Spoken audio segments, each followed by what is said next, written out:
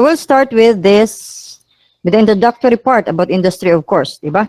So, because our course is industrial operations and management practices, no yan, sa inyo ba ay kumukulog na? Sa aming banda rito ay medyo parang nagbabadya ang panahon. Okay, so hindi ko na i-start tong the course benefits kasi na-mention na yan before, last week, and of course, the objective of the course. Okay, so yan. So, we'll start with the industry. Okay, so when we talk about industry, sabi dito ay, it is the manufacturing or technically productive enterprises in a particular field. Okay? It is a classification that refers to a group of companies that are related in terms of their primary business activities. Okay. So, in simplest discussion, when it comes to when we talk about industry, no, when you go outside, those companies out there, no, they belong to industry.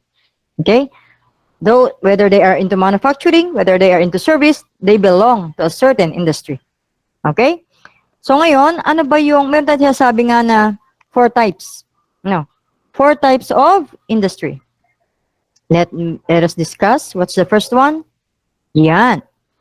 So as you can see, we have what we call primary industry. Okay? When we talk about primary industry, primary daw, ibig sabihin pangunahin. Bakit kaya siya pangunahin? Okay? So sabi dito, it involves obtaining or providing raw materials. For what? For conversion. Into what? Into commodities and products. Okay? So, pag yung isang company ay nagpo-provide ng raw materials, natural raw materials, they are primary industry. Okay? Kaya na pinoprovide doon sa mga susunod pa nating types ng industries. That's why they are primary. Because the other industries are dependent on this primary industry. Okay? So hindi makakapag-operate ng iba pang industries kung wala si primary industry. Okay? So remember that. So ano yung mga types ng industry na under primary industry? So we have here 4. Number 1. Yan. Farming. Okay? So when we talk about farming, familiar na kayo dyan, right? Sino hindi familiar sa farming? Meron ba? I'm sure wala, di ba? Kasi elementary ka pa lang o siguro pagkabata mo pa lang, exposed ka na sa farming. No, kahit wala ka sa bakuran mo pero nakikita mo yan, no, yung farm. Okay? So farming, agriculture, yan. Okay? Sino ang hindi nakaka-appreciate sa farming, sa agriculture? Meron ba? Well, thank you kasi walang nag-raise ng hand. So we should appreciate farming. Why? Why we should appreciate farming? Crystal? Para pong sa kanila, Sige, Crystal. para pong sa kanila po nanggagaling yung para po yung mga needs po natin, yung pang mga pagkain. Yes, that's right. That's definitely right. No. So, dyan ang gagaling sa farming, no? Kaya tayo may kinakain sa hapagkainan because of farming, because of agriculture. That's why we should really appreciate it, no? Ngayon, bakit kaya naging primary industry si farming? Anong raw material ang makukuha natin kay farming? DJ? Gulay po. Gulay, okay. Saan mo pwede gamitin si gulay bilang raw material? Yang pang ano po, pang pagkain at pwede po natin ibenta. Pwedeng pagkain, tapos pwedeng ibenta. Pero yung purpose ng pagiging raw material niya, paano? Paano siya pwedeng magamit as raw material, si gulay? Pag sinabi natin raw material, ginagamit yan to form into another goods or into another product. So, anong pwedeng maisip mo, Olarte? Saan pwede gamitin si gulay para maging another product? Yang halimbawa po, patatas, pwede po siyang gawing seed. Ganun po. Yes, that's right, Olarte. Thank you, Olarte. That's right. No, yung patatas, tama yun. So, pwede siyang gawing potato chips, di ba? So, patatas siya, galing siya sa lupa, okay? Hinukay sa lupa si patatas. So, ifo-form mo siya into another product, which is potato chips. Yan, okay? That's why we included farming as primary industry. They provide that natural raw material. Okay? That's it. Then, so marami pa, no? Malunggay, di ba? Ginagawang ingredients sa malunggay bread ba yun? Malunggay pandesal, tama ba? Okay? Then, mga iba pang mga galing sa agricultural products na yan. So, lahat yan inihahalo para to form another new product. Okay? So, that's how we consider it as raw materials, providing raw materials in farming. Okay? So, yan. Second one. So, I believe you understand already that the concept of being primary industry ni farming. Second one, yan. We have what we call the forestry. Okay? So when we talk about forestry, siyempre alam niyo na rin yan. College students na kayo, alam niyo na si forest kung ano, di ba? So ano naman ang raw material na nakukuha natin kay forestry? Let me call in Alvera, Joshua? Yes po, ma'am. Yes? Can you give one? Ano yung raw material na makukuha natin kay forestry? Ang kapag yung po sa mga yung mga kahoy po na ginagamit po sa pangbahay po. Yes, that's right. Thank you, Alvera. No, yung wood, di ba? The wood itself from the trees. Yan. That's why we can create buildings. We can create our houses, other things around us na made of wood. Di ba? Ano pa? Furniture, right? Yan, yung ating mga inuupuan na made of wood. No? Yung ating mga cabinets na paglalagay ng mga damit, for example. Di ba? And yung mga papel natin, di ba? Na made from, syempre, coming from the trees. So yan, all of those things, di ba? That's why forest is also an important one as a primary industry, giving those raw materials that we can use to produce those things that are very useful, di ba? Di ba? Imagine yourself kung halimbawa, made of, may bahay ka, sabihin natin yung iba, made of cement. Pero, yung pagporma pa rin ng iba't ibang parts ng bahay na made of cement, kailangan pa rin dyan ng wood to support. Okay? Kaya very important si wood. No? Plywood, for example, ginagawang ceiling, di ba? And other things. No? So, yan. So, very important ang role ni forest niya. Kaya now, of course, we should follow the law. Di ba? When we talk about forestry, when we talk about selling of lumber, cutting of trees, may limitation yan. Hindi basta-basta dapat tayo magputol ng kahoy. Unlike before, nung mga unang panahon, wala pang ganyan. Kumbaga, kahit sino pwedeng magputol, magbenta ng kahoy, no? Because there are lots of forests pa before. Diba? And kumbaga napakayaman pa ng Pilipinas when it comes to mga punong kahoy. Ngayon, nawawala na. Halos kukunti na lang. No? That's also one purpose why nililimitahan na yan. And of course, the negative effect. The negative impact of cutting trees, di ba? Especially sa atin, sa human. Okay? Di ba? Nandiyan yung flood, nandiyan yung landslides, yun. That's why it's very important to conserve our forest. And of course, yung mga naninirahan dyan na nakaka-help sa buong kabuuan ng ecosystem para mabalanse. Yan. Yung naninirahan dyan, mga animals natin, wildlife. So, dapat yan ay mapangalagaan. Okay? So, that's how important, again, si forestry when it comes to providing natural raw materials. Okay, what's the other one under primary industry? Mining. Okay? So ano, Kyle Layover? Kyle Abesha. Yes po, ma'am. Okay? Madami Yes, pong okay. raw material po makukuha sa mining tulad po nung yung mga ores po ng bakal, and yun din po yung ginagamit sa jewelry po. Yun po, ma'am. Yes, that's right. No. Ginagamit sa jewelry. Halimbawa, gold yan, no? So napaka-importante niyan. Diba? So, ang gold isa sa pwede maging investment, no? Kasi tumataas ang value niyan, parang lupa lang. Lote, no? Tumataas si value. Okay? And then, what else? Yung sinabi niya, yung paggawa ng bakal, diba? That's why we have steel. We have mga aluminums na yan. We have stainless na yan. Yan. Because of those minerals na coming from mining.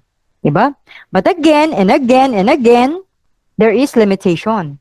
And there's a law that we should follow kapag tayo involved sa mining. Same with the forestry, ganun din yung effect kapag napabayaan yan, pag na-abused. No? Because, isa yan sa pwedeng nakakasira ng ating natural resources. Okay? Flooding still, like the forestry, flooding din, landslide din ang pwedeng idulot ni mining kapag na-abused, kapag hindi na-follow ang law. Okay? Remember, do you know Gina Lopez? Clyza Amor? Are you familiar with Gina Lopez of ABS? Yes, 'di ba? The late Gina Lopez, no. Sad to say na wala rin siya agad, no. Naumpisahan niya 'yan nung siya inappoint ni Duterte, no, President Duterte. Kaya lang hindi siya na-appoint ng commission on appointment, no. Ganun kasi 'yun sa government eh. When you're appointed by the president, pero hindi ka na-appoint ng commission on appointment, no? So pwede ka pa ring mapalitan. Okay? So 'yun. So during her time, so marami siyang pina-close na company, na mining company. No. Why? Because they violate the law. Yun. Hindi nila sinunod eh. So, syempre, kung mining companies ka, though important ang ginagawa mo sa iba pang industries, yes, and sa economy, but still, you must perform your duty, your social and national responsibility. And na-mention natin last time, di ba? The social and national responsibility. Dapat hindi ka nakaka-destroy ng surroundings mo, na nasa paligid mo. Dapat wala kang malaking disadvantage na naidudulot sa society. Okay? As a whole. Diba? Kasi diba, as you can see before sa mga news, minsan may taong yung security measure na lang, hindi napapangalagaan, diba? May taong nababaon ng buhay doon sa ilalim. Yung mga minero na naguhukay sa ilalim dahil kulang ka sa security measures, yun. Diba? Natatabunan na lang, namamatay doon sa ilalim. Diba? So, kawawa yung family. Diba? What else? Yung wastes na dinadala ng mining companies, kapag yan ay, like yung example, yung pinasara is yung isang mining company na naggagawa ng pagmimina sa gilid ng dagat. Okay? So, very dangerous lalo yan. No? At doon sa karagatan, yung wastes yan sa matatapon, di doon sa karagatan. Diba? So, nakatipid sila sa pag-dispose ng wastes nila, pero yung karagatan naman ang napopollute. Diba? So, and imagine also, karagatan, tapos bubungkalin mo pa yung nag-hold sa kanya sa paligid na lupa, edi worst ang mangyayari. Okay? So that's why it's very important that when you get involved in mining, you should be responsible enough to follow the law. No, yung mga security measures, yung social and national responsibility natin. No, we are earning, yes, we are also a contributor for the economy, but still, we should have checked yung disadvantages na ating naidudulot. Okay? So yan, that's the mining. So that's also the third one under primary industry. Then the last one is of course our fishing. Yan, fishing. Yan, di ko napalitan yung 3, 4 yan. Okay, fishing. So ano ang raw material kay fishing? How can we get raw material from fishing industry? Rizal Babaw? Can you turn on your camera, please, Mr. Babaw? Yan. So, ano ang pwedeng raw material makuha natin kay fishing? Mga fish products, saka mga seashell, mga pwede rin pong pang-design sa bahay, mga ganun. Yes, that's right. Saka po mga pearl. Yung perlas po, mga ganun. Perlas. Yes, that's right.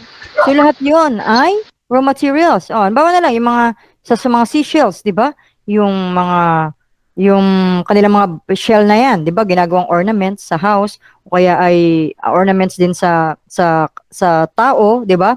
Yung mga souvenir items na ginagawa out of those, di ba?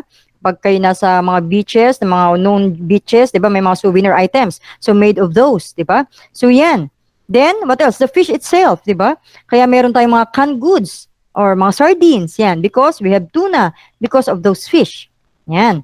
No? Yung mga kasama din dyan sa fishing yung halimbawa pagtutuyo ng daing, yan. Then what else? Basta pagbebenta rin mismo sa fishing industry din yan mako-consider, okay? Then what else pa? Yung pagtitina pa, yan, pagbibilad, no? Yan, kasama rin dyan. Okay? So yan, so those are the things those are the raw materials that we can get from fishing industry naman, okay? So those are the four categories under primary industry. Again, the farming, the mining, the fishing, and of course, the forestry. Okay? So again, those are very important. They play a great role when it comes to different industries, but of course, we always consider our limitations because we are providing natural raw materials. So when we talk about natural raw materials, they came from natural resources. Okay? Understand? Question? Questions of primary industry? Wala po. Okay, clear ba? Clear? Is it clear? Yes. Clear po. Yes, Okay. ma'am. Opo. So we go now to second one. Dahil may primary industry, may secondary industry. Okay, ano naman tong secondary industry? Sabi dito, deals with the raw materials effectively collected by the primary industry so that they can convert into finished products. So, simply saying, when we talk about secondary industry, those are into manufacturing. When you are into manufacturing, into production, you belong to secondary industry. Okay? So, yung mga gumagawa ng sardinas, for example, yan, dito na sila sa secondary industry. No. Ngayon, bakit sila nakagawa ng sardinas? Because they get fish from the primary industry, which is fishing. Okay? Nakuha yung connection? So that's why they are interrelated. Sabi kayo na, di ba, sa meaning na industry? Interrelated. No. So yung mga from the first type of industry up to the fourth type, mamaya, no? So they are interrelated. No.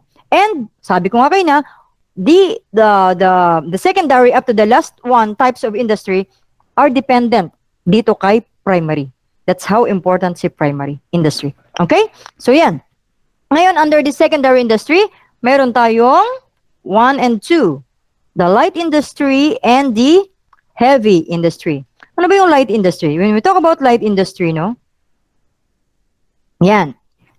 Yung mga yung mga common na nakikita nating manufacturing companies sa mga industrial park, yan, sa mga Lima Technology, saan pa bang industrial park sa Batangas, FPIP, yan, sa mga Santo Tomas, FPIP, sa mga, saan pa ba? Basta doon sa mga economic zone area ng maraming companies na maraming dyan sa mga yan ay belong dito sa light industries. Example, yung mga bottling companies, yan, okay, yung mga gumagawa ng mga textile na yan, yan, yung mga nagmamanufacture ng mga bags, ng mga clothings natin, ng mga shoes, for example, nagmamanufacture ng mga computers, for example, ng mga appliances natin, they belong to light industry. Okay? Ba't kaya tinawag na light? No. Because they are using lighter materials and lighter machineries compared to the heavy industry, yung pangalawa. Okay? And yung kanilang methodologies ay much simpler kumpara dito sa second one, which is heavy industry. Okay? So ano naman tong heavy industry? From the term itself, heavy, meaning they are using huge machineries and equipments. No? Then, the procedures, the process, the methodologies they are applying ay complex. Not that simple. Like the light industry. Okay? So doon sila nagkakaiba. Si light industry and heavy industry, the machineries they use and the methodologies they are applying, yun ang pagkakaiba ni light industry and heavy industry. So, sino example naman ng heavy industry? Yung mga malalaking planta na nakikita natin. No, yan. Like for example, yung mga gumagawa ng ating mga petroleum products, yung mga nagagawa formulate ng ating mga langis, ng ating mga diesel na yan, gasolina, okay? Yung mga pintura, yan, yung mga yan. They are using huge size of machineries and equipment to produce their products. Okay? So, yan. And syempre, yung kanilang metodolohiya ay hindi ganun kasimple. No? Pag nagkamali-mali ka dyan, halimbawa ng formulation, hindi na diesel ang mangyayari dyan, hindi na gasoline, for example. Pag nagkamali-mali ka ng paghalo-halo, hindi na yung pintura siguro, hindi na yung magiging pintura for furniture, hindi na yung magiging pintura for cement. Yan. Okay? So, yun. They belong to heavy industry. Okay? So, again, the secondary industry belongs to, they deals with the manufacturing and production. And under this, meron tayong light and heavy industry. Okay? Yan. Punta tayo sa next. Yan. Dahil meron tayong primary, secondary, so meron tayong tertiary industry. Okay? So from the picture na nakikita nyo at sa meaning ng tertiary, how can you describe our tertiary industry? How about Vince Miko Alog? Alog? Yes, ma'am. Yes. So as you can see it, how do you describe tertiary industry? For my understanding po, ma'am, sila po yung mga gumagamit po o sila po yung nakaka-obtain po ng mga finished goods para magamit po. Okay, example. Ano yung nakikita mo sa picture? Nakikita ko po ay yung mga doctors po, ma'am, at UNC. Yung clothing po nila. So, like po kanina po diniscuss nyo doon po sa light, ano po, Mm-mm. Light industry. pinroduce po ni yung silk po ay dinala po sa ano, pinaka-light industry para po makagawa ng damit. Pinaka-uniform po ng mga doctors at nurse. That's right. No, that's right. Thank you, Mr. Alog. You're correct. No. So, tama, sabi kasi dito ay they obtain and use the finished goods. No, so tama 'yon. Yung mga ano may example ko kanina, yung gumagawa ng tela, 'di ba? Okay, gumagawa ng mga damit. So tama. So sila naman tayo naman yung gumagamit. Yan. Example diyan yung mga doctors na yan. So sila yung gumagamit ng uniforme na yan. No, mga tela na pinroduce ng secondary industry. Okay? So tama yun. That's right. You are very correct when you and giving that example. Okay? Okay, another explanation when it comes to tertiary. Ano pang pwedeng sabihin other than doon sa sinabi ni Mr. Alog? Yes, are you speaking, Balmes? Yes, Balmes? Yes po. Yung pong mga ginagamit nilang mga equipments katulad po ng mga teacher. Yung pong mga books and ballpen and laptop, ganun po. Yes, that's right, Balmes. No. So, yung mga ginagamit natin, for example, ito, yung mga laptops na yan. Diba? So, coming from, secondary industry. No. Then, yung mga gadgets natin, mga cellphones, coming from secondary industry. Pinroduce nila, then tayo naman sa tertiary ang gagamit. No, para naman magawa natin yung ating function. Ano ang function ng tertiary industry? To serve people po. Yan, Cristel. Yes, tama. Ay, ano ba ito napindot ko? Wait lang, ha?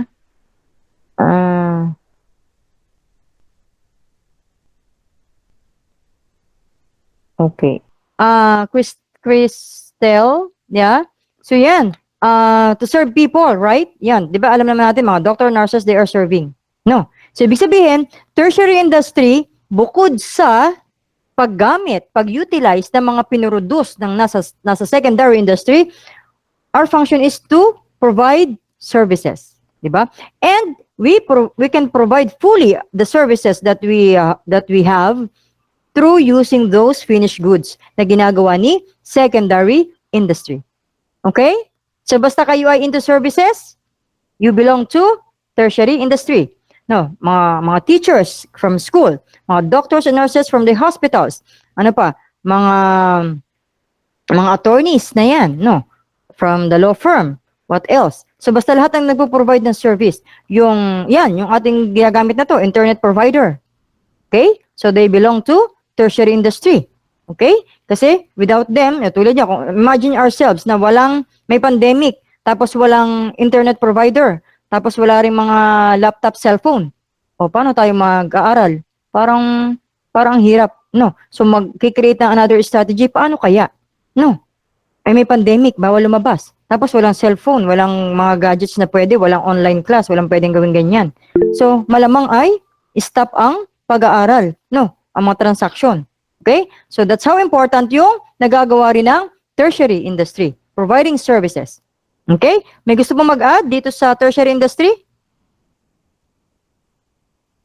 Ano pa mensahe dito? Mahina po na ulan. Okay lang? That's normal, no? Sa baral, no? That's normal, no? Kasi dito nga, sana hindi rin ako ma-disconnect, no? Kasi unti-unti nang umaambon dito. Okay. Yes? Walang additional? Okay. Sige, so that is tertiary industry. This industry, I believe you understand the concept of tertiary industry. Okay? Then, next one. We have the fourth one. May fourth pa pala. Which is the quaternary industry. Yan. So, bakit kaya quaternary industry? No. Quaternary, kasi nga pang fourth. No. So, actually, itong quaternary, they're into service also.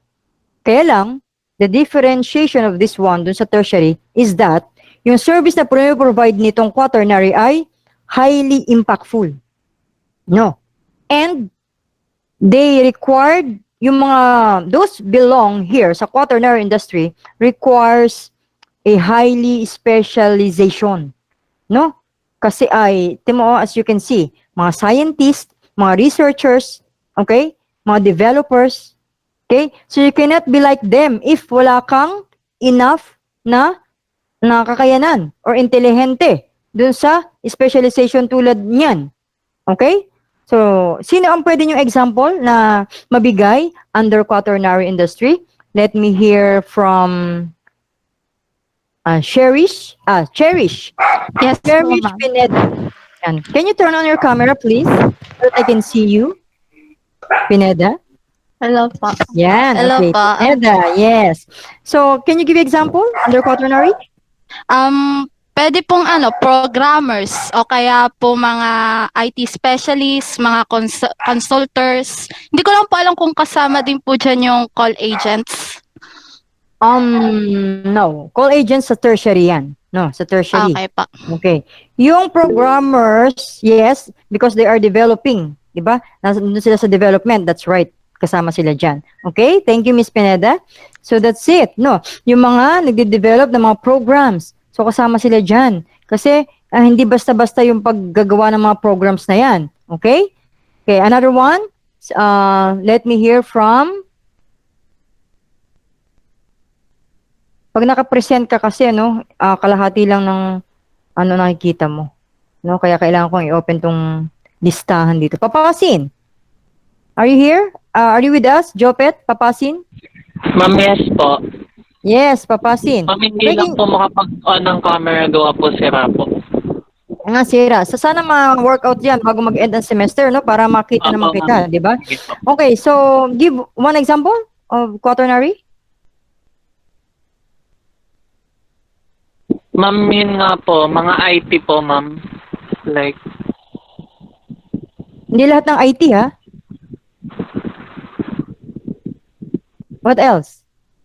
Other than that? Sige, Ularte. Mag-refresh. Mag-restart. Base dyan sa definition na nakikita natin sa presentation. Okay? Sino ang pwedeng example natin? Papasin? ma'am, yun, Yung mga gumagawa ng yung mga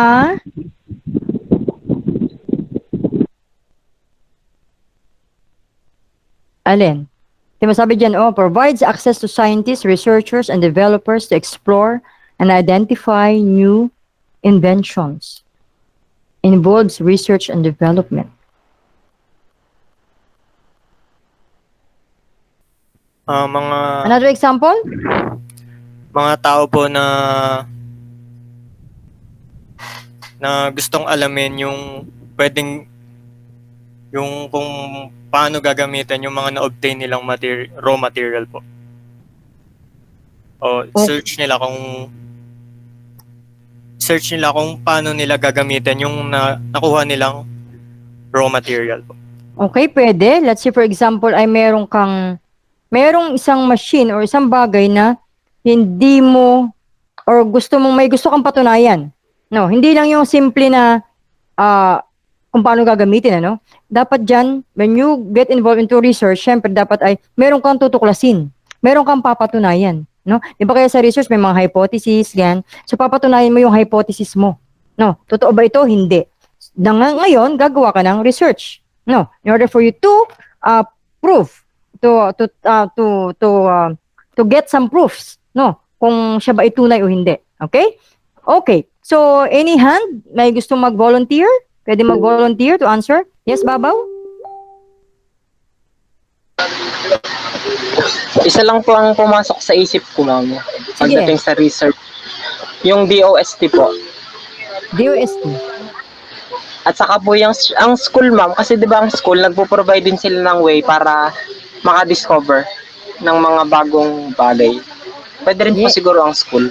Yes, definitely. Pwede rin sa school, no? Basta yung school ay dito sa aspect na pagpo-provide ng mga opportunities and other things, other materials para makapagawa ng researchers. Yan. And yung sinabi niyang una, DOST, yes. Kasi yun ang nagbibigay ng chance, no?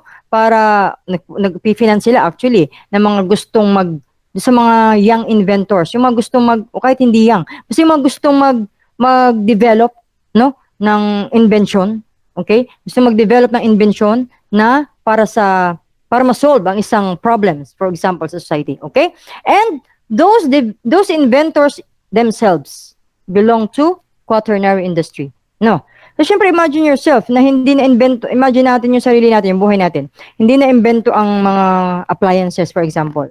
Di ba? Ano ba normally ang primary usage ng appliances? Para mapaalwan ang buhay. Para mapaalwan yung mga ginagawa natin. Di ba? Example, washing machine. O di ba? Madali ang paglalaba, doon lang sa washing machine. O, tapos, nade-develop pa siya. Nade-develop pa siya na, kumaga nagkakaroon pa ng advancement. Di ba? Kung dati yung washing machine ay yung single tab lang na doon ka lang magwawash ng damit, then isa-isahin mo, ganyan-ganyan. Okay, then wala pa, tapos na invento, dryer, may dryer na, ganyan, so hindi na mahirap magpatuyo ng damit. Tapos sumunod dyan, yung mga mararami pang malalaki or bulk. Tapos ang sumunod pa, yung mga automatic na. Di ba? So kumbaga, yung invention, yung mga nade-develop ay nag-improve into higher level pa. Di ba? For the sake of wellness na tinatawag at advancement. Okay? So, yan. So, lahat ng yan. And yung unang-una dyan, yung mga gumagawa ng ating medicines. Yung mga nagagawa ng mga gamot. Yan. They're very important under quaternary industry. No? Imagine ourselves na wala pang mga gamot sa drugstore. Diba? So, puro tayo gamot, halamang gamot. Diba? So, ngayon, yung halamang gamot naman, limited yan. Diba? Hindi man lahat ng area may halamang gamot. Hindi rin kaagad-agad mo siya makukuha. At yung ibang sakit, hindi kaya ng halamang gamot. Diba? So, yun. But of course, yung mga medicines na yan yung mga raw materials yan, ingredients yan, no? Ang karamihan dyan ay true natural raw materials din natin. Na kung saan yung ating mga existing na halamang gamot. No, yung iba pinaghalo-halo or syempre dahil meron tayong mga laboratories, meron silang mga scientists na yan, so chine-check, nagpo-formulate ano ang pwedeng paghaluin para maging medicine para dito sa ganitong sakit. Yung mga ganyan, okay? So napakagaling ng kanilang mga pinaggagawa diyan sa quaternary industry. And sabi ko nga kayo na high impactful yung kanilang services na pinoprovide. That's why separate sila dun sa tertiary. No, kasi ibang klase yung kanilang services na pinoprovide for us. Okay? So understand the quaternary industry? May question in mind? Wala po. Okay. Okay. So those are the 4 categories or 4 types ng ating industries. We have the primary, secondary, tertiary, and quaternary. Ano ulit na sa primary? Ano again ang primary? They provide natural raw materials. Ano ang under that primary? We have the fishing, forestry, farming, and mining. Okay? Then, ano yung secondary industry? We have, when we talk about secondary industry, they are into manufacturing. Nagpo-produce. Basta nagpo-produce, secondary industry. Ano under that? We have the light and heavy industry. Anong kaibahan ng light and heavy industry? In terms of machineries and equipment they use and in terms of methodologies. Okay? Then, the third type, we have the tertiary. When we talk about tertiary, they are into providing services. Okay? Providing services, at the same time, they are the ones using and utilizing also those materials being produced by the secondary industry. And then the last one, quaternary industry, yan. Research and development. Basta involved sa research and development, they belong to quaternary industry. Okay? Any question so far? Clarification? Types na industries? Wala po, ma'am. Wala po, ma'am. Wala po, ma'am. Clear ba? Clear? May natutunan? Wala po, ma'am. Okay. O yan. So yan, kausap ko na lang dito si Ralph, si Kyle, si Christelle, at si Charles. Hindi ko na nakikita yung iba. No. Kindly open your camera so that tayo ay continuous at maganda ang ating participation, discussion. Yan. Okay. When we talk about industry, syempre, meron tayong tinatawag na industrial operation. Now, ano ba yung industrial operation? Sabi dyan, mahaba actually yan, no? Means all commercial activities which develop, produce, and or manufacture material and or information, including information and communications technology for or on behalf of the defense organization of either party. In short, when we talk about industrial operations, no, all of those activities being done in different industries. kung ano yung mga pinaggagawa dyan sa primary, secondary, tertiary, and quaternary, yan yung tinatawag natin na industrial operations. Right? Right ba? Yes po. Okay? And then, yan. Sabi nga natin, industry, napakalawak niyan. Napaka-complex. Maraming elements, maraming parts to consider para mabuo ang isang industry. So, in industrial operations, we have these four. These four important management functions or concepts of management na I'll tell you, no industry, no specific organization or business, no, na hindi gumagamit niyan, na hindi ginagawa to. Okay? Kasi kung hindi gagawin or hindi i-apply si planning, organizing, directing, monitoring, walang successful business. Okay? Remember that. So it's very important etong mga to sa lahat ng organization, sa lahat ng klase ng industries. Okay? Number one, we have what we call the planning. Okay, bakit importante ang planning? Naku, ba't kayo dodosi na? Kayo 27. 21 pala. 20, ano? 20? Wait, you're 20. Ba't dodosi na? Nasa ng 8? Ang 7. Okay? So, yan. So, let me call on si ba hindi natawag? Okay, nakikita kong pangalan dito, inatawag ko na. Marasigan. Marasigan, Charles? Charles Marasigan. Yan, okay. So, why is it important nga to do number 1?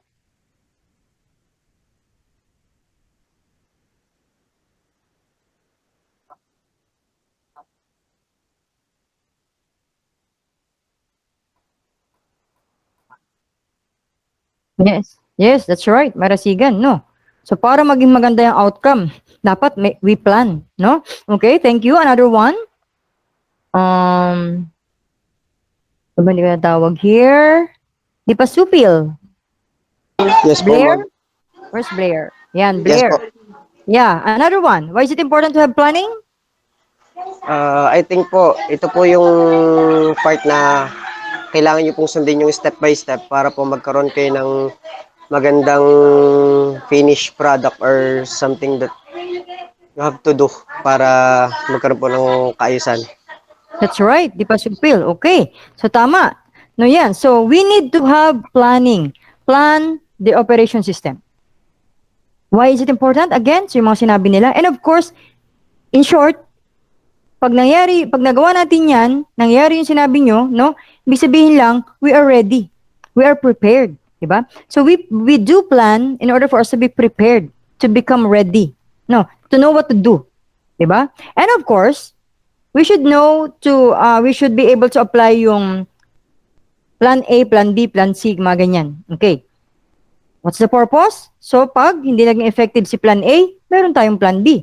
Diba? Kasi it's very burdensome at waste of time kapag yung tipong, okay, ito yung plan, nagawa natin, hindi effective. O sige, mag-isip tayo ngayon. Ano yung susunod natin gagawin? So doon ka pala sa time na yon ng problema, mag-iisip. Diba? So sayang yung oras. Time is gold, ika nga. Okay? So ngayon, kung nakaset na yan, plan A, plan B, nandiyan na kagad sa harapan mo kung anong next mong gagawin. Okay? Pag nag-failed ang unang plan. Okay? So remember that. You always have some options. No? Okay? Alternative. No? In order for you to become ready and to know what to do next. Okay? So, planning the operation system is napaka-wide niyan ng scope. No? So, ito overview lang.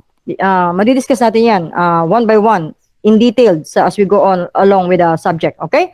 So, planning the operation system is very much complicated but very much important. Okay? Sabi nga natin kanina, to become ready, to know what to do. Okay? Then, sabihin natin, nakaplano na. So, what's next? We organize. Okay? Kung ano nakaset mo sa plan, i-organize mo na ngayon. No. Halimbawa, nakaset mo sa plan ay, okay, mag-hire kami ng maraming tao. Nasa plan. Okay? Paano mo siya i-organize? So yan, yung mga na-hire mong tao, sino dyan ang sa accounting?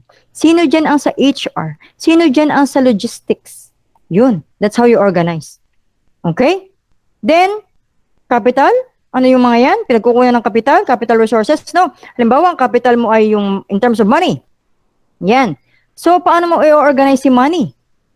So, for example, 10% ni pera para sa pagbabayad ng utilities. 20% para sa pagbabayad ng empleyado. 30% para sa ganito. And the rest, ganito.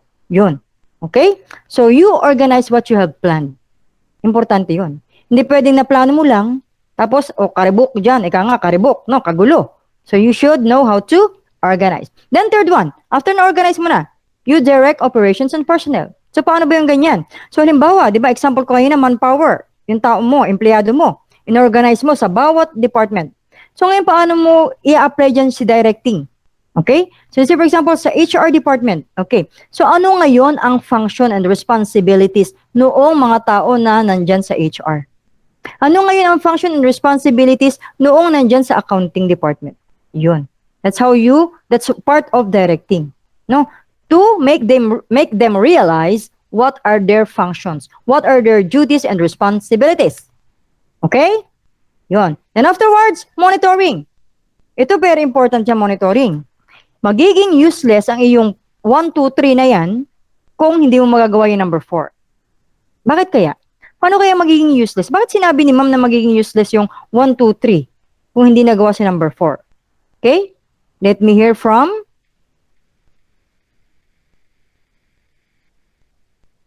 sino pa ang hindi ko natawag sa inyo? Please raise your hand. Lahat ba nandito ay natawag ko na? Si Abesha. Abesha, Kyle? Natawag na po ako kanina, ma'am. Natawag ba kita kanina? Oo nga, natawag nga pala. Sorry naman. Si Gillian, na rin? Lahat pala natawag na. Okay, anybody na lang. Raise your hand if you want to answer. Bakit kaya ma-waste or magiging useless yung 1, 2, 3 pag hindi mo ginawa si number 4? Anybody? Ma'am, ako po. Sige, Kyle.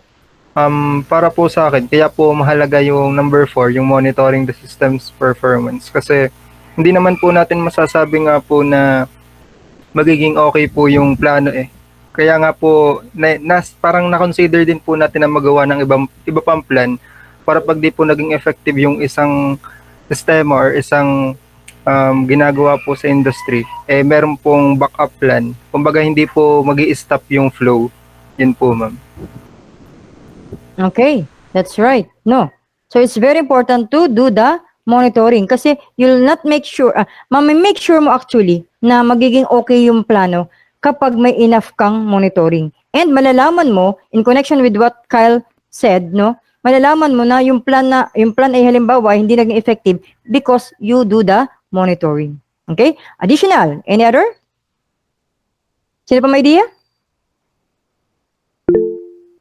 Yes, Babaw?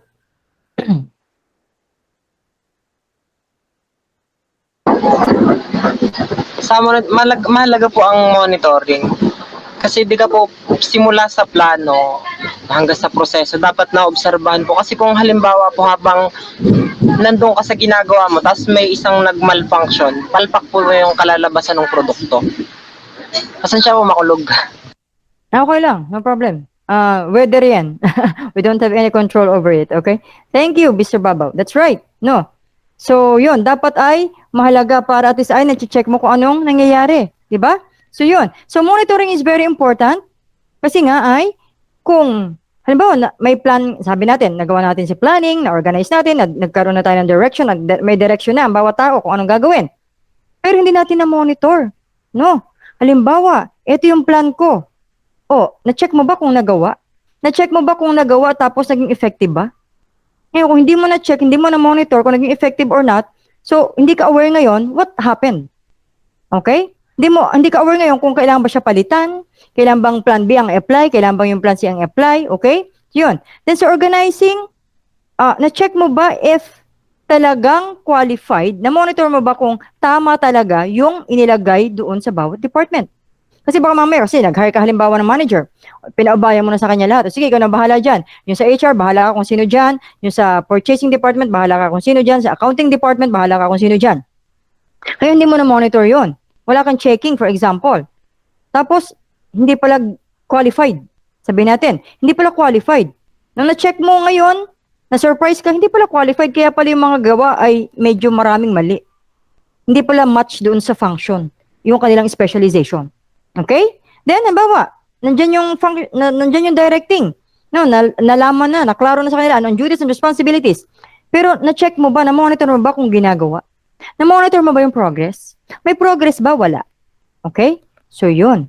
Kasi, why is it so very vital to have that monitoring? Kasi nga, sabi nga natin, no, mabubulaga ka na lang dyan eh. Masasurprise ka na lang. Minsan, pag hindi ka nag-monitor, na, uy, lugi na pala ako. Wala na palang pera yung account ko. Okay? Nagwelga na pala lahat ng tao ko.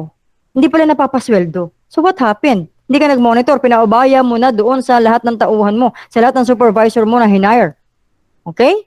So, yun. That's very important. No? Sabihin natin, maganda si planning na ginawa, magandang organizing na ginawa, magandang directing, kaso, hindi man pala na-implement ng tama. Kasi hindi mo na-monitor na hindi pala siya na-implement na tama. So, magiging useless. Kahit gaano kaganda, magiging useless. Okay? So, yan. You understand?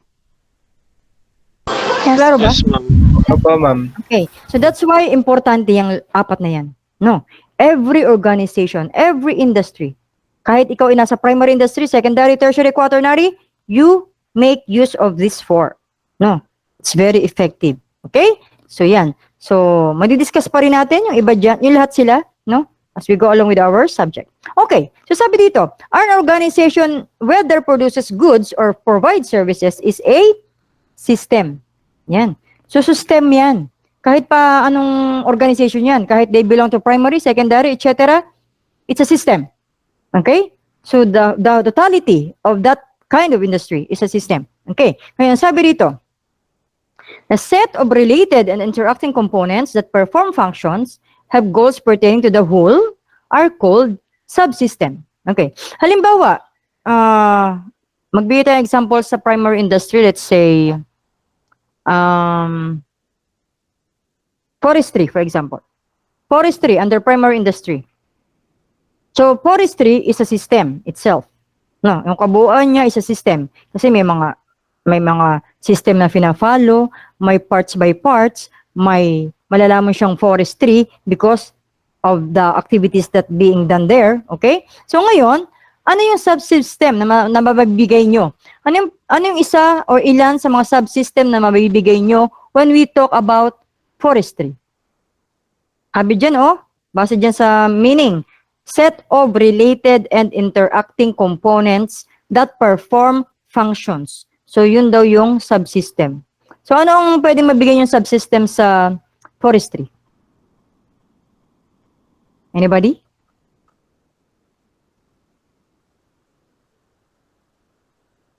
How about Gillian, Ralph?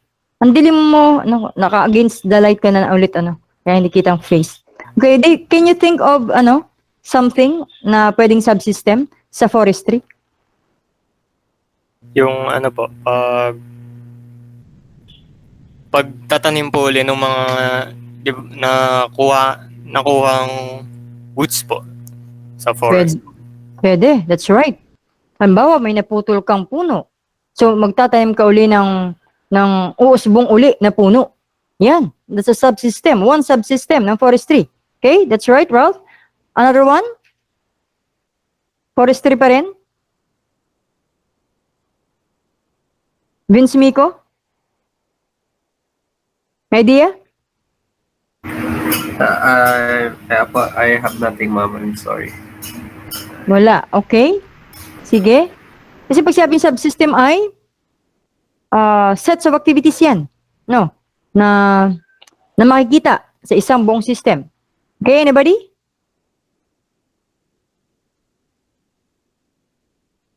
No? Example. Magbibigay ko isang example. Halimbawa sa farming. Ano ba sa farming? Yes. Halimbawa, ang isang medyo related doon sa sinabi ni Ralph. Ang isang pwedeng subsystem sa farming ay pagtatanim ng halaman. Pagtatanim ng gulay. Yan. Subsystem yan. Okay? So, ano pa pwede nyo maibigay? Subsystem. O, halimbawa, sa manufacturing. Punta tayo sa secondary industry. Manufacturing. companies. Halimbawa ay pagpoproduce ng clothings, ng mga damit natin. Okay, ano ang pwedeng subsystem? Pwede po, recycling po. Recycling? Well, kasi parang it's a different level na si recycling. Different section. When we talk about recycling, so applicable yan sa lahat. Sa lahat ng industry. No, yung recycling. Okay, and very medyo may subsystem pa rin mismo si recycling itself. Okay? So but thank you Miss Cristel. Okay, ano pa? Ano pwedeng subsystem? Diba sabi dyan ay set of related and interacting components that perform functions pertaining to the whole. Yan. Di ba may example ako? Ang example ko sa farming, pagtatanim ng halaman. Halimbawa, manufacturing company, naggagawa kayo ng damit. Yan. Anong pwedeng subsystem dyan? Ang dami kaya?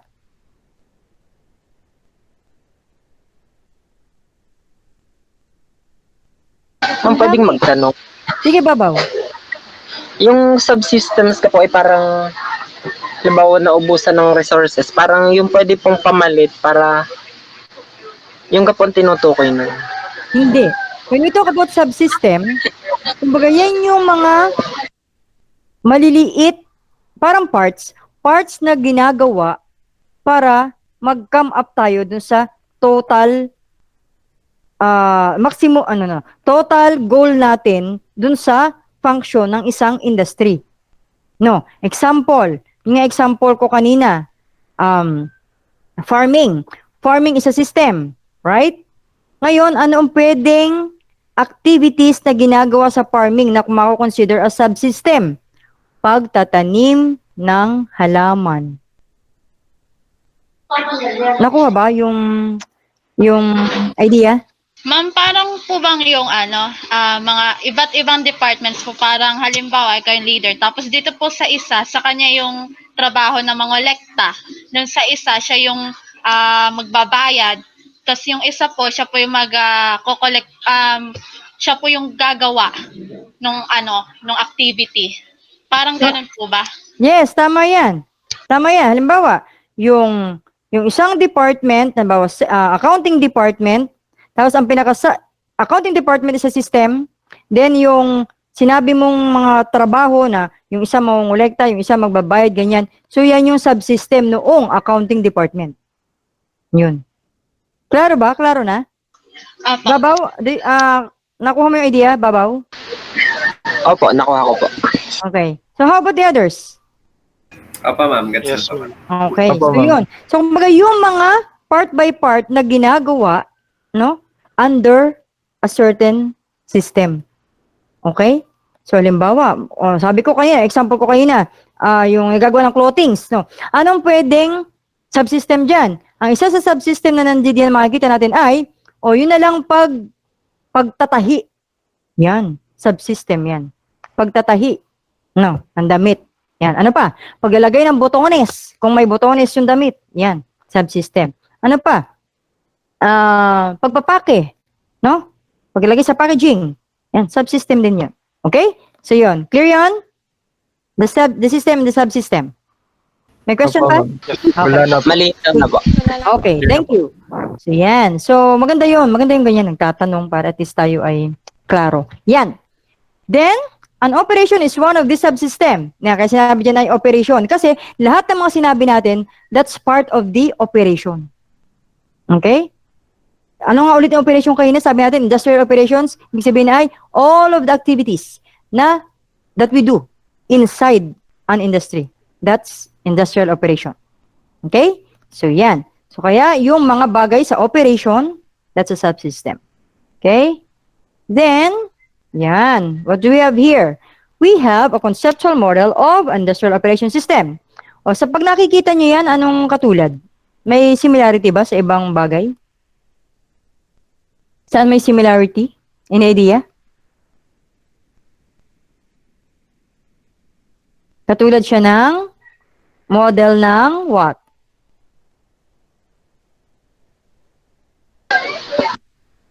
Communication po. Yes, babaw. No.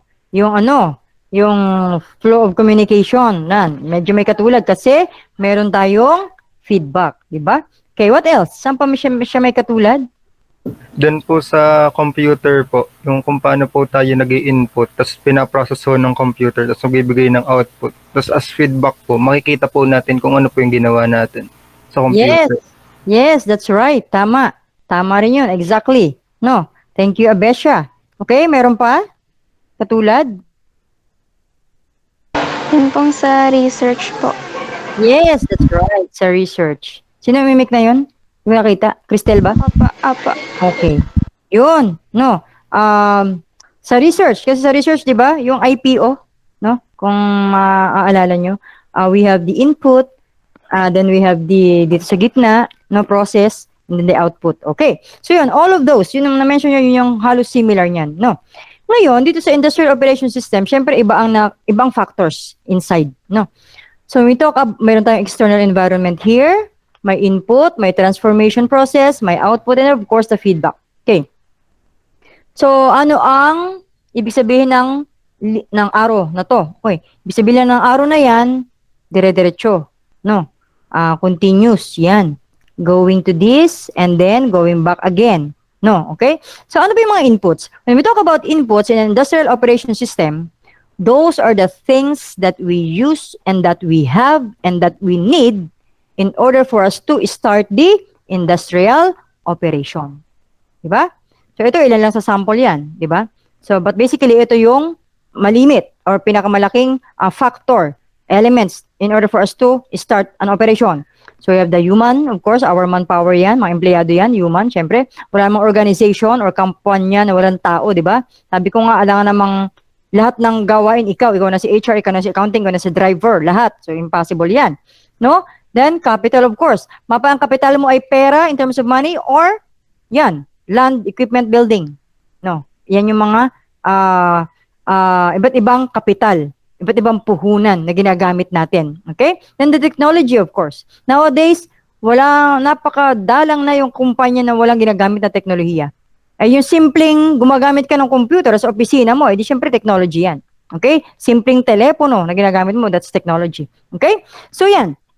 And of course, yung mga advanced technology, edi yung procedures nyo ay automated na lahat. Yan, medyo advanced na yung technology na yan na ginagamit natin. Okay, so those are the inputs. No? And anything na makikita natin sa industry na ginagamit natin sa operation, those are inputs. Okay? Then, after this, we go to transformation or conversion process. No. Anong best example niyan? Halimbawa, ang isa sa input natin ay na kapital ay mga raw materials. Okay? The raw materials coming from the primary industry. Remember? So, gagawin na natin yan dito. Gagamitin na natin. Ita-transform na natin or i-convert into this one, into products. Okay? So, itong transformation or conversion process, ito na yung actual utilization, actual na paggamit, actual na pagpuproduce. Kung ikaw into manufacturing, actual production. Kung ikaw ay into services, the actual performance of your service. Okay? So, yun dito sa gitna. Then, syempre, dahil tayo nag-produce, dahil tayo nag-actual serve, di meron tayong output. No, ano yung output? Kapag manufacturing, syempre goods. No, products. Okay? Yung ating binuo o minamanufacture.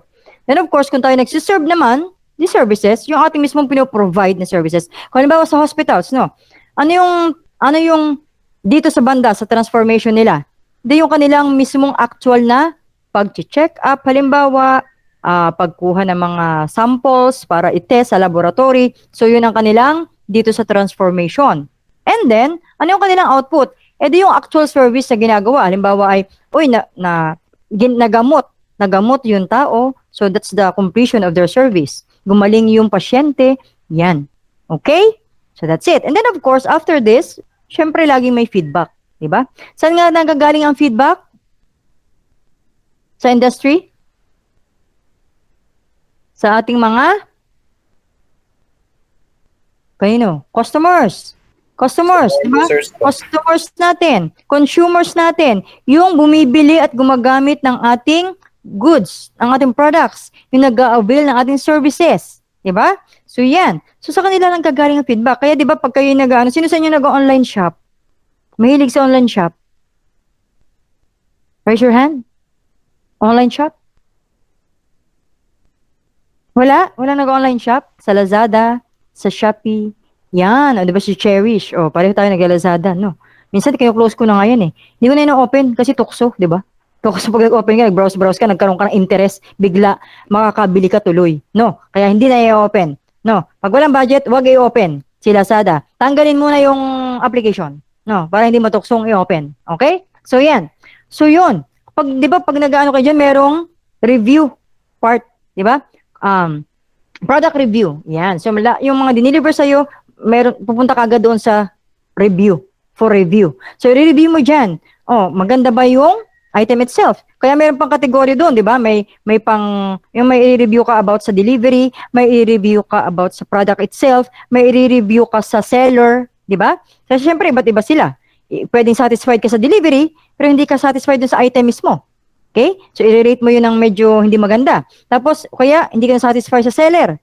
May nagtanong ka, tapos hindi ka man lang pinansin, hindi ka tinanong, hindi ka sinagot. Right? That. O kaya, nagtanong ka, nag-complain ka, hindi ka sinagot ng tama, ng polite as possible. So, yun. Diba? So, very important yung feedback. No? Kaya, syempre ay, doon nila ma-check, itong seller na to, pwede na natin itong tanggalin. Halimbawa, kasi halos lahat ng comment ay poor. Yan. So, ibig sabihin, hindi effective. So, baka pumangit ang image ni Lazada, for example, kasi meron silang seller na maintain na hindi naman magaling mag-serve. Okay? That's very important, feedback. Okay? So, yan. Then, after this, may arrow pabalik kay input. No? Bakit kaya may, what's the meaning of that arrow? Why may arrow from feedback going to input? Kasi po, halimbawa po, yung feedback po dun sa customer, kapag po parang hindi po siya satisfied, depende po dun sa kung ano po yun, ay pwede po nilang baguhin yung kanilang produkto, mas ayusin pa po nila. That's correct. No, that's right, diba? Kaya si feedback ay going back kay input, no? Halimbawa, ang feedback ay negative. O yung ginawa nyo, yung binenta nyo damit ay walang sira-sira yung botones o sira yung zipper, for example. So, syempre, babalik dito sa input. Saan nagkulang? No? Baka yung kapital, baka tinipid masyado, kaya sobrang weak ng parts. Okay? So, yan. So, i-analyze mo ngayon dito sa input. No? Okay? That's right. Then, kung halimbawa ay good naman ang feedback, pag good ba ang feedback, babalik din dapat kay input? Ano sa tingin niyo? Opo. Yes po. Yes. Why babaw? Why babaw? Siyempre po ma'am, parang satisfaction po yun ng na ay tama yung ginagawa, ipapagpatuloy natin. Yes, that's right. No, tama yun. So, kung positive, so, babalik kay input kasi syempre, na-realize nila na, uy, positive. So, tama. Didiretso lang natin tong ating mga nasa sa input. Ito lang din yung ating gagamitin. Okay? Ngayon, pwede ka pa rin magbago dyan. Halimbawa, gusto mo, para mas masatisfy pa sa lahat, magdagdag tayo ng kapital. O kasi positive lahat, so madaming orders, so magdadagdag tayo ng kapital para makapag-produce tayo ng mas marami. Okay? So, pwedeng gano'n. Or pwede rin for improvement, for advancement. O sige, dahil satisfied na ating customer, para mas masatisfied pa at maka-attract pa tayo ng much more customers, many customers, so i-advance natin ng konti. Baguhin natin ang design, pagandahin natin or kung technology related yung product nyo, so magdadagdag tayo ng other features na mas advanced, like that. Okay? So yun. That's why bumabalik si feedback kay input. Mapa negative or positive ang feedback. Okay? Then, ngayon, bakit kaya sa tingin nyo, etong transformation or conversion process ay may arrow down papunta kay feedback? Ano kay reason? No? At parang kausap ko na lang dito ay iilan na lang, no? Ito na lang nasa harapan ko. Wala na yung iba. Ilang ba kayo? 13? 13. O magtibay, yes. Doon po kasi minsan sa mga feedback, meron po sila mga suggestions na para po baguhin yung products. Doon po mangyayari sa process na magta-transform po nila yung mga products na ayon po sa mga feedback ng mga tao. Okay, that's right. No. So dahil kaya papunta yung transformation kay feedback kasi magbabago ng konti dito sa actual production para yung masatisfy nila yung feedback. No? Okay, tama yon. Another one. Meron pa? May naisip pa bakit si transformation ay going down kay feedback? Any other ideas? Wala pa? Ma'am, Yes. may idea po ako. Mm-mm. Kasi po pag nagme-meeting sila, napapanood ko po, nilalagay po nila yung products sa table. Tapos tinitingnan po Okay. nila muna bago po nila ilabas sa ilabas po sa mga consumers. Tinitingnan Okay. po muna nila at saka nagkaka-feedback po sila. Yung hindi po siya consumers yung nagfi-feedback, Mm. yung mga executives po ba, yung mga nagtatrabaho dun sa kumpanya. Yes. Okay. Okay. So, thank you for that, Miss Pineda. So, ibig sabihin, transformation, so meaning, chine-check muna para makapagbigay ng, kumbaga kung anong tinransform, no? Chine-check muna for feedbacking purposes, no? Para ma-check yung comment, para okay, go na ba yan? Para maging output, para ready for selling or not. Okay? So yun, another one. And of course, that's why may arrow down dyan because, may idea pa ba, iba? So mag-share? No more? Okay? So kaya mayroong arrow down dyan kasi most of the feedback talaga, lahat ng ginagawa natin sa transformation or conversion process, yun ang nagpuproduce ng feedback. Okay? That's why naka-arrow down si transformation papunta kay feedback. Anything that we do in the transformation and conversion part, yun ang nagpuproduce ng feedback. Okay? Kaya nga, after that, may feedback, babalik dito. Tapos, pag bumalik kay input, usually, didiretso ulit dyan. Kay transformation. Then, paulit-ulit lang. Ganyan. Okay? Right? Kasi syempre, lahat ng, kung ano kinalabasan kasi sa output, because of the transformation yon or conversion process, di ba? Okay? That's why, ito ay directly, siyang nagbibigay ng feedback.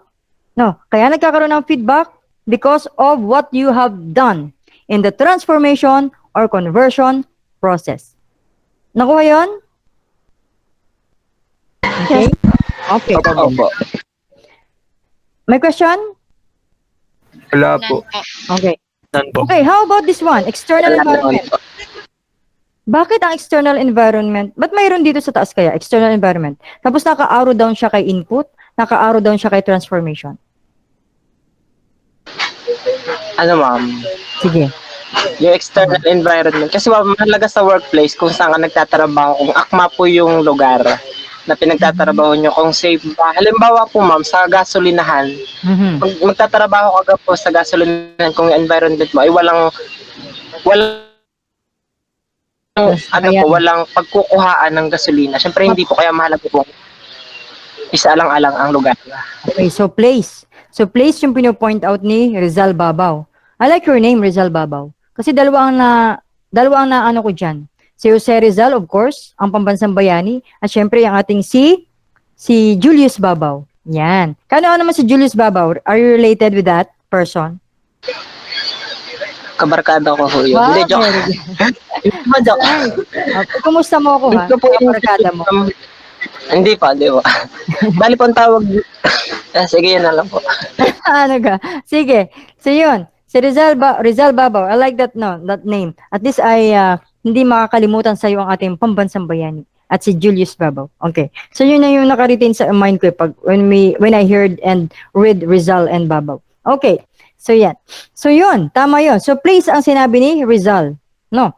So, tama. So kailangan nating ma-check yung place. No? Kasi yung place may effect yan kay input. No? Halimbawa, some part dito may effect si input.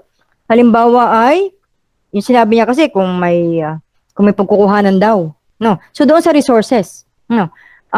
Kung nandiyan ka nagtayo, baka naman sobrang layo mo doon sa pagkukuhanan mo ng gasolina na ititinda mo. Diba? So hindi siya advisable. Okay? Then, sa transformation, ano effect niya sa transformation? Yung place. So pwedeng, what? pwede maka-apekto sa transformation mo o sa pagpo-production mo kasi nga, halimbawa malayo yung lugar mo sa pagkukuhanan. So magkakaroon ng delay sa iyong conversion process or magkakaroon ng delay sa iyong pagpo-produce. Okay? So yan. Another one. Bakit naka-arrow down si si external kay input at kay transformation? May idea pa? Ang iba? Okay, bakit siya naka-arrow down? Because, di ba normally, pag naka-arrow down, ibig sabihin, pag naka-arrow, yung isang bagay sa isang bagay, may connection. Right? Yan. So, what's the connection? Ano yung connection? External, dyan sa dalawang yan. No?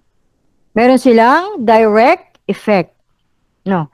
There is a direct effect between the external environment kay input at kay transformation. Anong direct effect na yan?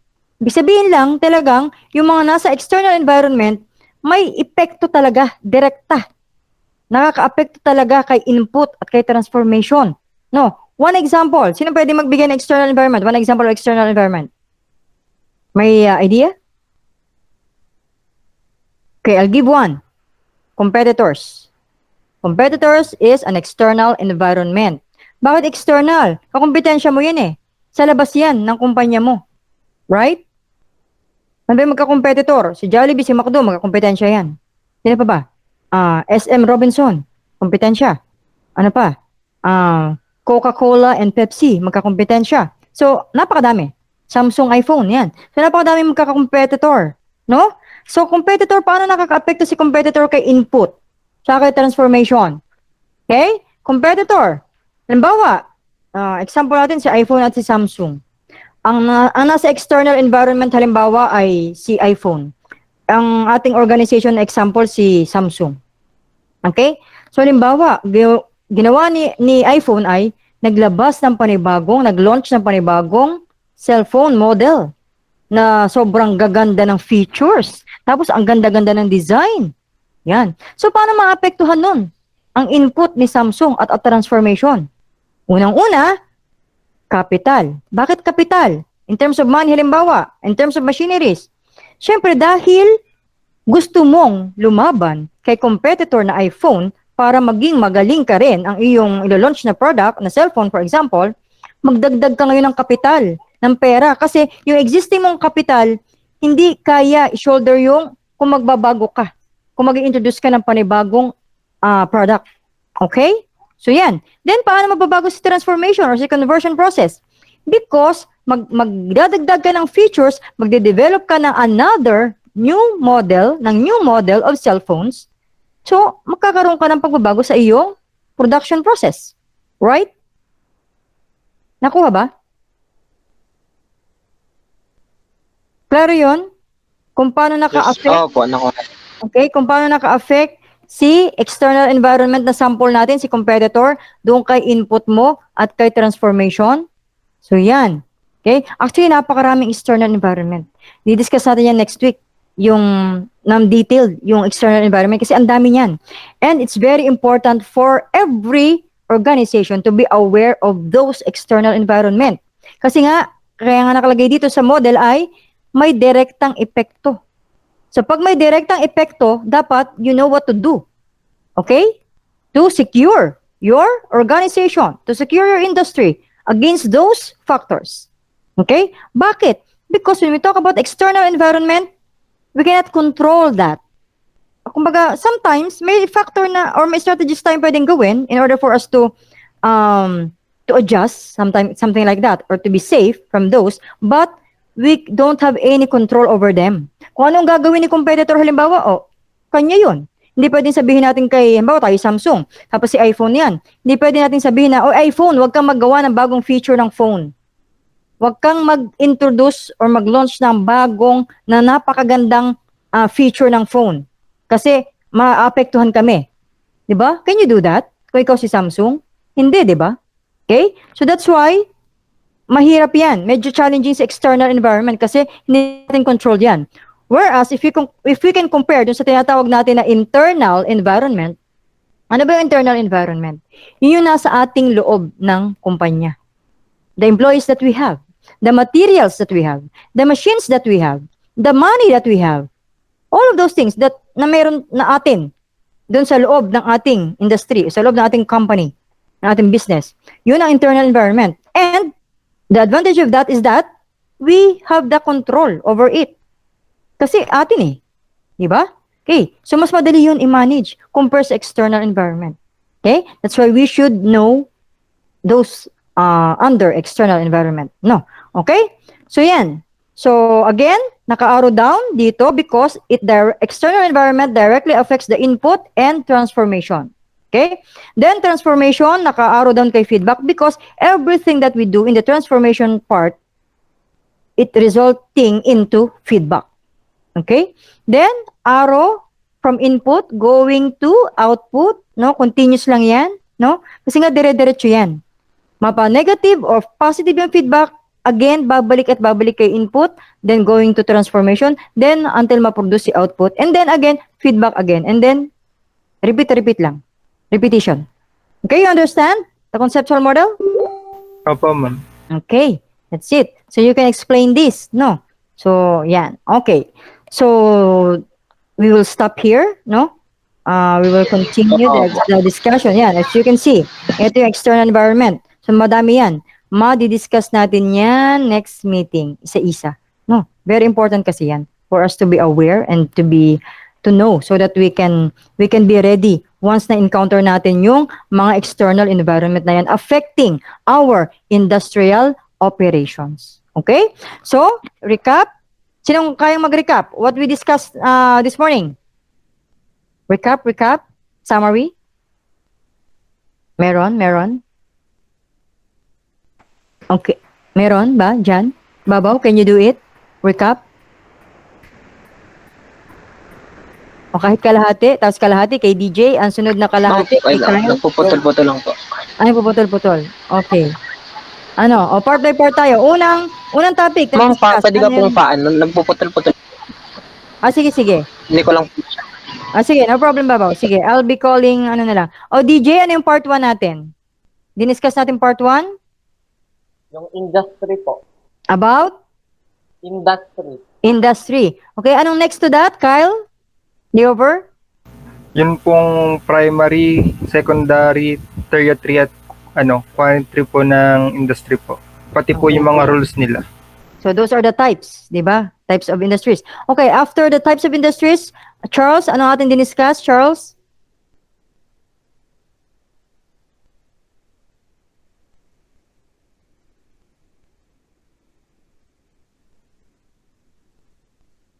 Yan yung management functions na included sa industrial operations. Yan, okay? Then after that, what do we have? The Cristel.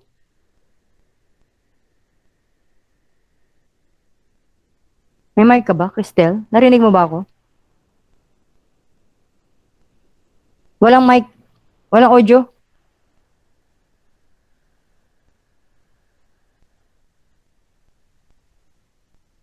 Hindi ko narinig, Cristel. Narinig niyo ba siya? Wala walang audio. Wala po. Baka sumuko ang iyong audio, Cristel. So, tingnan natin. Cherish May, ikaw nga. Anong next? Pagkatapos po ng industrial operation, yan na pong model ng industrial operation system. Okay, model, industrial operation systems. Okay, so that's it. So all of those, things that we've discussed. So I'm asking you now, meron bang natutunan doon? Kasi kung wala natutunan, abay, uulitin natin yan. May natutunan ba? Meron po, Meron po, ma'am. madami po. Okay, thank you. Intindihan po namin yung lesson po. Okay, that's good. Kasi ayun ang ating objective here. Dapat may natutunan kada discussion, no? Nagugutom na ako actually. May naamoy ako sa kapitbahay na masarap na ulam, no? Kayo ba ay nakakain na? Okay, may naamoy akong masarap na ulam. Okay, so yun. So, again, yung mga, nabasa ko pala yung mga write-ups nyo sa, so maganda, no? So, everyone ay may kanya-kanyang dreams, everyone may kanya-kanyang goal in life, may kanya-kanya ding attitude, may kanya-kanyang belief. Okay? So, whatever it is, as long as you are doing it right, and you are dreaming, continue dreaming, no? You can do it, okay? You can be a successful one, okay? So just believe in yourself, believe in God, believe in yourself, believe in your capacity, believe in what you do, and do not hurt others, do not create something na may negative effects sa others. So it's good, okay? So yeah, so again, for any problems, concerns, you can consult with me. Okay, wag lang pera. Ika nga, sa isang section. Paano man pag pera? Naku, sorry. Kasi problema ko rin yung pera. No, okay? So, hindi ako pwede doon. Yung mga advices lang ang pwede ako. Okay? So, yan. Sige, so yun. May ibang hindi pa nakasagot. August 30 yung, remind ko lang, August 30 yung due date. Baka makalimutan. Just one self-introductory paragraph. Okay? So, yan. So, yun lang muna. So, wala pa akong ipopost. Okay, again, na other activities. So, siguro next week. Okay? So, yan. Thank you very much and have a nice day. Keep safe and always be happy. So, together with your families, no? So, thank you. Thank you for this morning. Thank you. God bless you all. Thank you po. Ingat po, ma'am. Thank you Thank you. po, Ingat ma'am. kayo lahat. Thank you.